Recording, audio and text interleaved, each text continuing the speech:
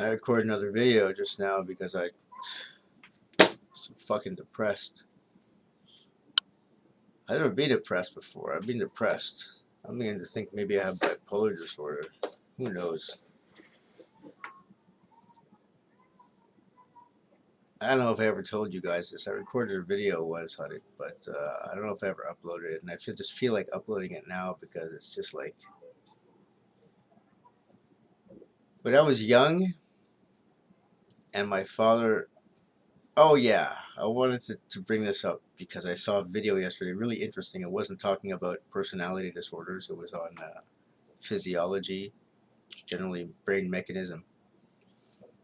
There was an experiment done in which amnesiacs, people who just did not remember anything that happened to them even 5 minutes ago, um, they were presented with a doctor who would shake their hand with a thumbtack in his hand. And then the next day, they would not remember the doctor. They would not remember the thumbtack pricking them, but they would not want to shake his hand. And they would make all kinds of excuses not to shake his hand without ever really addressing the thumbtack because they didn't remember the thumbtack. Yet subconsciously, their the base of their brain, I suppose, they knew, their subconscious knew not to shake the doctor's hand, and it would give the doc and it would give the anyways. Just sounds to me like a personality disorder. People are especially when you're not aware. I mean, I'm pretty much aware, but for the longest time, most of my actions were based on subconscious reactions, and it's just incredible. It's just incredible. Um, I'm wondering, if narcissists, psychopaths, and really the worst of the worst. Well, no, no, no. I once saw. I forgot which serial killer it was, but he was really reformed. He'd been in prison for 30 years, and he laid it out on the table. He said, "Man," he goes, "I realized not much after I was incarcerated that I was basically killing my mother every time I killed a girl." Um, he's a great case study. Um, I have another channel that I've been working on, and it's going to be obviously a lot more official. And I'm going to bring up this guy because he really, not only did he admit that he realized he was killing his mother, but the last two times he had he had two girls in his car that he was going to kill. He didn't do it. He actually fought his demons and let them go. And then he drove himself to the police station. And what he did to the previous victims is so horrible, so horrifying that it's really a great case study. It was very eye-opening what he had to say. But there was a guy who actually realized that he was killing his mother. And I'm pretty sure now I realize that every time I destroy something, I'm basically destroying my father. And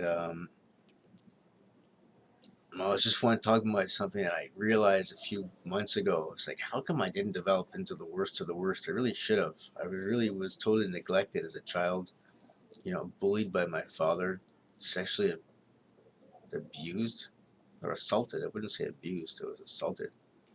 And then I remembered. I mean, I was thinking about that question for a long time because I knew my ex-girlfriend didn't have any brothers or sisters, so I always thought it must have been my brother. But I could not remember any particular moment or when it would have happened. And I remembered.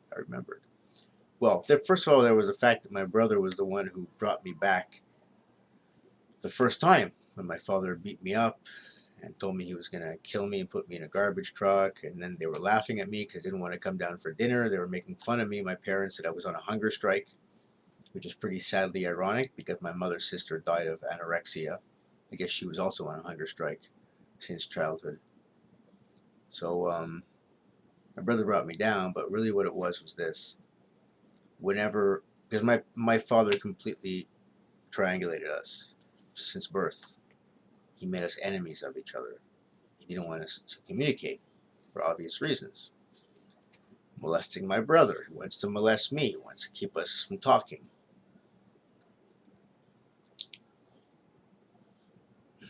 Anyhow, there were times when I was really young, and I'd be sitting in my bed, and I was just spaced out, I suppose, doing nothing. I remembered that I used to come home from whatever I was doing, and I just go in my room. I had nothing to do really. Um, if not for my aunt, who must have known what was going on, she bought me things like models, model airplanes you'd have to glue together piece by piece. It would take days, or battleships. I remember, if not for her, I would have had nothing. My parents didn't buy me toys or anything like that. Only clothes because we had to look good on the outside, and they never interacted with us on a you know think about the way they interacted with us. I mean, they just didn't. Um, well, I'd be sitting in my room. I'd be spacing out. I guess depressed, disassociated, whatever it was. As a very young kid, and my brother would. I remember the first time I was like, he made my life like I would be a, I wouldn't even be here if not for him. Well, for sure I wouldn't be here. I was only born to keep him company. Once he realized that he was being victimized, I think someone recommended that they get him a brother or get him a sibling so that he grows up more normal and that he has someone to talk to, because obviously my father wouldn't have been anyone. Once they realized my father was molesting him, they were like, well, he's not going to have a father. The mother's a prostitute. I guess they pushed to have another one. That was me. My mother told me that I was born to keep my brother company. And my brother was born to pass on the family name. I had nothing to do with having children. My parents were in love. At least she admitted that much. So my brother would knock at first time, and he did it many times. He would knock on his closet in the back wall, which connected to my wall. So all of a sudden, I remember I must have been 3, 4 years old, probably crying in my room for something my parents did to me. My brother knocked. At first, I didn't know what it was, and then he did it again, and then knocked back, and we started communicating. And then he told me every time he would knock to go meet him in the hallway. And we had this game that we'd play. We'd throw up a balloon back and forth to each other, and it couldn't touch the ground. At the same time, my parents would have company. They'd be doing drugs right around that hallway, but they didn't see us. There was so much noise going on, they couldn't hear us. So it was the challenge to do this without the balloon hitting, and would be very loud sometimes, but we couldn't be too loud. And sometimes I think we would play naked, so that we couldn't even be pushed out. So we tried to push each other out. Anyways, so that's the kind of rough and tumble play I think Jordan Peterson talks about. That makes someone a lot more normal than they would otherwise be. And there wasn't any psychopath of a truly vicious nature that I was able to come across who enjoyed the benefits of rough and tumble play. A lot of them only had sisters. A lot of them were only children. Sometimes they had too many siblings, so I guess rough and tumble play automatically became fighting. But those knocks on the door on the wall really that saved me. My poor brother, he's been dead already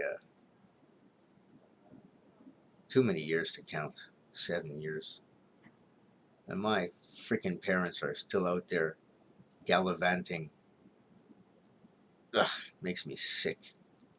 Well, my brother's dead, and I'm suffering all kinds of trauma and stress. Anyways, just some thoughts I had while I was lying down on my bed because I'm not doing anything today, man. I just feel fucked up.